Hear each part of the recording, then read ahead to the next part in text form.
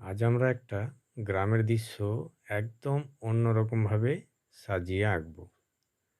তো এই দৃশ্যটিতে আমাদের থাকবে দুটি ঘর আর তিনটি গাছ।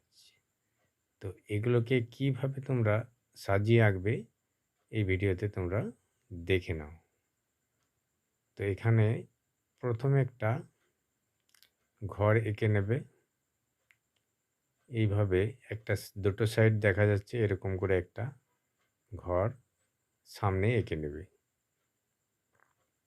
কেমন জায়গায় আঁকছি সেটা একটু ভালো করে খেয়াল করে নাও। এরপরে ঠিক জায়গায় যদি ঠিক জিনিসটা না আঁকা হয় তাহলে সিনারিটা সুন্দর দেখাবে না। তো এই দৃশ্যতে তোমাদের যে বলেছি দুটো ঘর, তিনটে গাছ কেমনভাবে সাজাবে সেটাই তোমাদের দেখিয়ে দেবো। এরপর এই ঘরটার পাশেই দেখো একটা গাছ আছে। তো এই গাছটা সবচেয়ে কাছে আছে, তাই এই গাছটাকে একটু বড় করে আঁকবো। এইভাবে ধীরে ধীরে লাইন দিয়ে আস্তে আস্তে এই গাছটা এখানে করে নেবে। দেখো সুন্দর একটা গাছ হয়ে গেল। গাছের মধ্যে কতকগুলো এরকম বাঁকা বাঁকা লাইন দিয়ে দেবে ছোট ছোট। এই ঘরটা হলো, সামনে একটা গাছ হলো আর আরেকটা গাছ হবে একটু দূরে। তো ওই গাছটাও ঠিক একইভাবেই আঁকবে, তবে কি করতে হবে, এটাকে একটু ছোট করে আঁকবে। কারণ গাছগুলো, এই যে সামনের গাছটা আর ওই গাছটা একই রকমের গাছ, কিন্তু এটা দূরে আছে, সেই জন্যে ক্রমশ ছোট দেখাচ্ছে। তো এই দুটো গাছ পরপর হয়ে গেল। এরপর আরেকটা ঘর আঁকবে।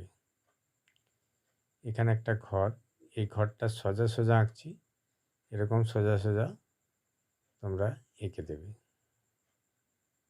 তো এই ঘরটা এই সামনের ঘরটা থেকে ছোট করবে, কারণ গাছটা ধরো দূরে আছে, তাহলে তার চেয়েও দূরে আছে এই ঘরটা।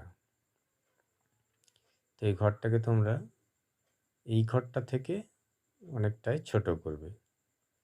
এরপরে আরও একটা গাছ, এই গাছটা এই মাঝের গাছটা থেকে আরেকটু ছোট, কারণ এই গাছটাও অনেক দূরে আছে।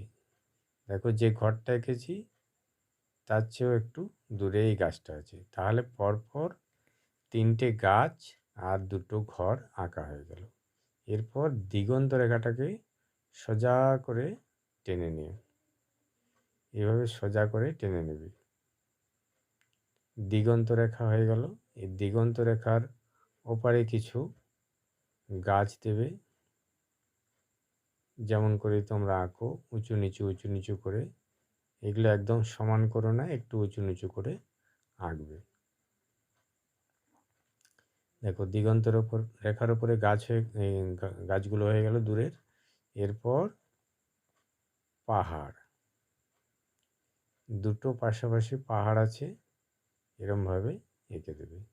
মাঝখান থেকে একটা সূর্য উঠছে, এরমভাবে কিছুটা অংশ দেখা যাচ্ছে। সূর্য থেকে এই লাইনগুলো তোমরা একটু ছোট বড় করে টেনে নেবে,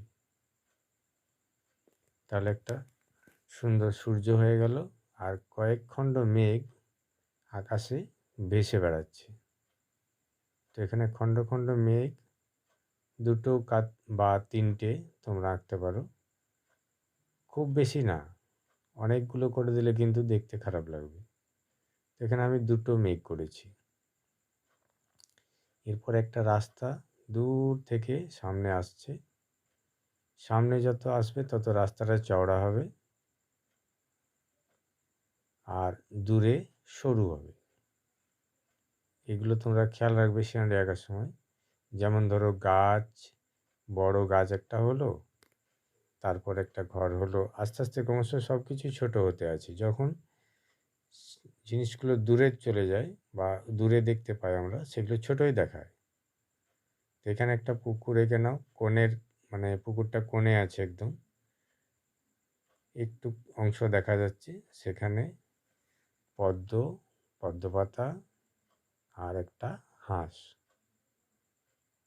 তাহলে পুকুরটাও আঁকা হয়ে গেল। পুকুরের মধ্যে কিছু ছোট ছোট ডট দিয়ে দেবে। আর এখানটা হলো পুকুরের যে মাটির অংশটা, পাড়টা, এখানে এখানটা একটু শেড দিয়ে আমি ঠিক করে নিলাম।